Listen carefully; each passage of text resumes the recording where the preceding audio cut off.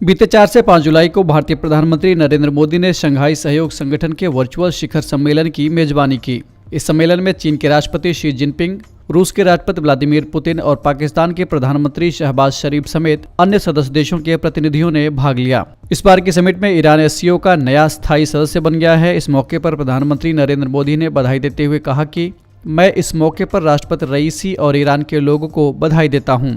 हम बेलारूस की एससीओ सदस्यता के लिए मेमोरेंडम ऑफ ऑब्लिगेशन पर हस्ताक्षर करने का भी स्वागत करते हैं।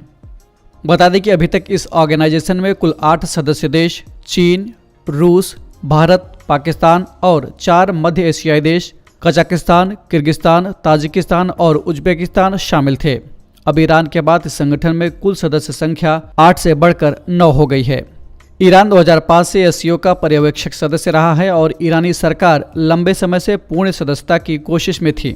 जानकारों के मुताबिक ईरान को मेंबर बनाने में सबसे बड़ा role joint comprehensive plan of action यानी JCPOA का रहा है। दरअसल JCPOA ईरान और 6 वैश्विक शक्तियों यानी कि चीन, फ्रांस, रूस, यूनाइटेड किंगडम, संयुक्त राज्य अमेरिका और जर्मनी के बीच हुआ एक ऐतिहासिक समझौता है, जिसके मुताबिक ईरान का परमाणु कार्यक्रम शांतिपूर्ण उद्देश्यों के लिए ही चलाया जाएगा और हाईली एनरिच्ड यूरेनियम या प्लूटोनियम का उत्पादन नहीं किया जाएगा। इसके बदले में संयुक्त राष्ट्र ने ईरान पर लगाए गए अंतर्राष्ट्रीय प्रतिबंधों को हटा लिया है। इसके बाद साल 2016 में रूसी राष्ट्रपति पुतिन ने बयान दिया था कि अब ईरान के एससीओ में सदस्य बनने की मुख्य बाधाएं खत्म हो चुकी हैं। यहाँ आपके लिए एक बात जानना जरूरी है कि एससीओ में ईरान की पूर्ण सदस्यता से भारत पर किस तरह के असर हो सकते हैं। विशेषज्ञों की माने तो ये असर पॉजिटिव और नेगेटिव दोनों हो सकता है। पॉजिटिव असर के उदाहरण को देखें तो ईरान चाबहार बंदरगाह और अंतर्राष्ट्रीय उत्तर दक्षिण परिवहन गलियारे जैसी परियोजनाओं के विकास में भारत के लिए एक बेहतर भागीदार हो सकता है, क्योंकि भारत और मध्य एशिया के बीच व्यापार के लिए ईरान एक चीप ट्रांजिट रूट है। वहीं ईरान की सदस्यता से संयुक्त राज्य अमेरिका और अन्य पश्चिमी देशों के साथ भारत के संबंधों में कड़वाहट भी आ सकती है। अगर कड़वाहट ना भी आई तो असर ज़रूर पड़ सकता है। इसके चलते भारत को मजबूत संबंध बनाए रखने के लिए काफ़ी बैलेंस्ड अप्रोच लेकर चलना पड़ेगा। हालांकि भारत और ईरान के बीच मध्य एशियाई क्षेत्र में आतंकवाद और ड्रग्स तस्करी के अलावा कई और साझा हित हैं।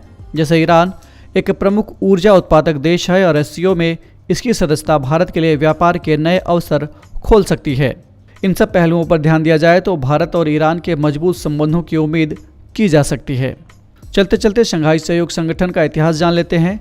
एससीओ एक अस्थायी अंतर सरकारी अंतर्राष्ट्रीय संगठन है। ये एक यूरेशियाई राजनीतिक, आर्थिक और सैन्य संगठन है जिसका लक्ष्य इस क्षेत्र में शांति, सुरक्षा एवं स्थिरता बनाए रखना है। इसका गठन साल 2001 में किया गया था। साल 2001 में एससीओ के गठन से पहले कजाकिस्तान, चीन, किर्गिस्तान, रूस और ताजिकिस्तान शंघाई 5 के सदस्य थे।